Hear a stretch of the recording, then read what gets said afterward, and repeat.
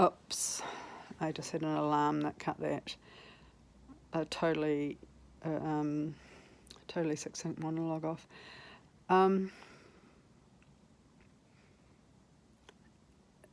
I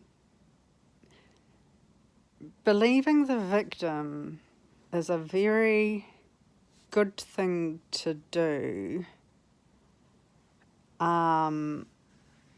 Where obviously by victim we don't mean a verified victim, we mean a person who claims to be the victim. Because if you believe the victim automatically, it means that you have not verified that they are the victim. It just means that you're accepting without any evidence of the victim. And that's like illogical, totally illogical. And if you believe a victim, by which we mean someone who claims to be a victim, and then punish the person they claim to be the victimiser without applying any kind of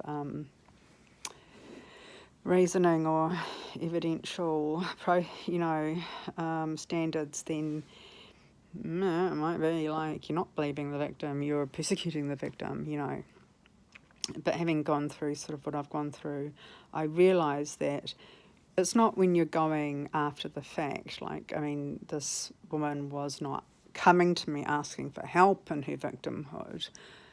She was just reporting it to me as something that was in the recent past. But when a person is going and begging to receive help from someone they disclose the victimhood to, now we don't know if that is a genuine victim or a liar or someone who's mistaken or crazy person. We don't know. But the rationale I have for discarding the scientific verification process is because for genuine victims, putting them through a verification process is hell. It's hell. And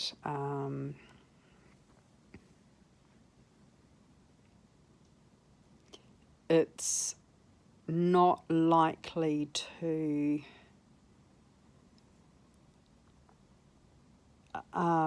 redeem. It's not likely to come out in the wash as being morally or humanely superior to not believing the victim, the person who claims to be the victim. Because if you've got the right checks and balances in place, you can listen to the person who claims to be the victim disclosing abuse that they need help with now, without necessarily persecuting the person that they've claimed to be the one who's victimising them, which is very important because you don't want to get the victim wrong, because that's also really, really bad for the victim. But you've really got to make sure, it's really a really tricky one, like,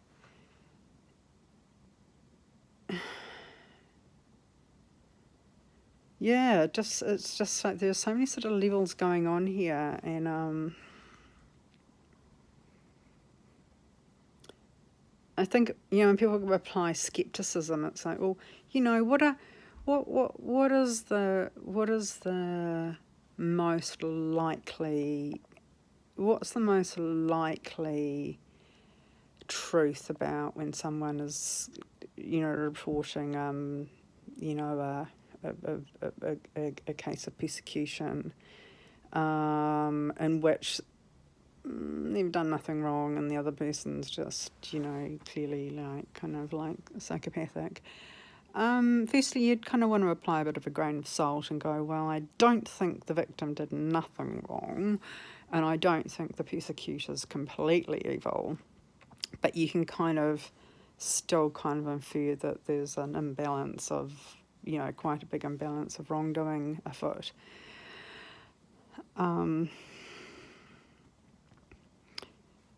And if the victim's coming to you right now for help, you've really got to intervene, but not intervene in a way that's going to potentially scar the person they're accusing, because for all number of reasons, people can accuse the wrong person without lying, just by being mistaken. But it's so complex, and you just got to think, constables at the front desk or, of a 10-5, whatever, they're really not the right people to judge these kinds of things. And it's just a real reminder to me, and it's a confusing reminder, because it's like I keep getting these different kind of reminders, and they're kind of like telling me different things. And I guess it all comes down to just telling me,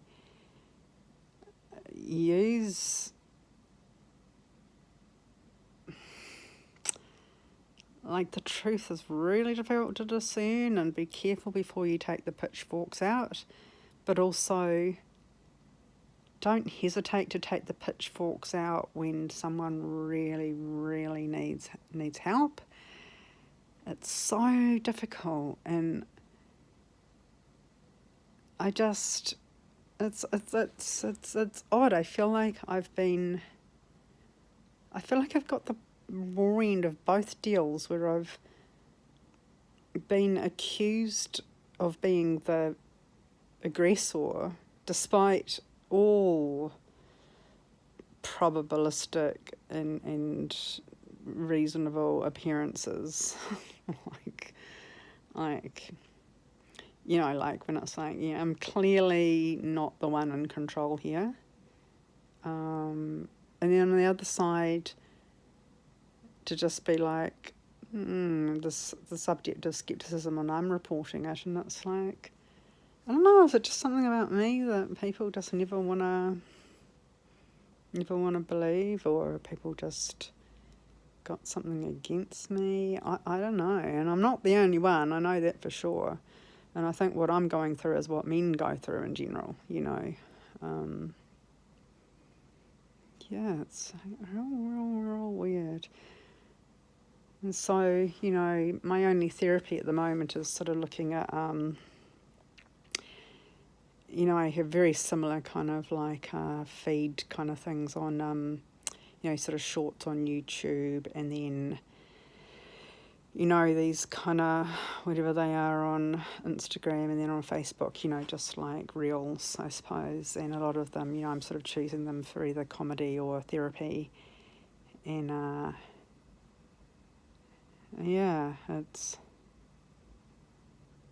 it's like, geez, so hard to know who to believe, right? Because often the people who are the most convincing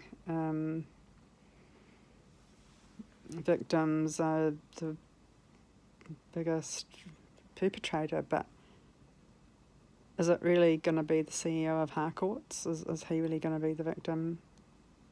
I guess that's what it comes down to.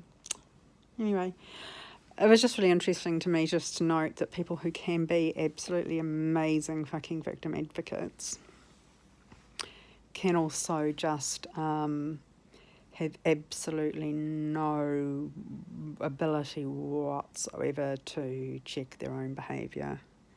Yeah, interesting.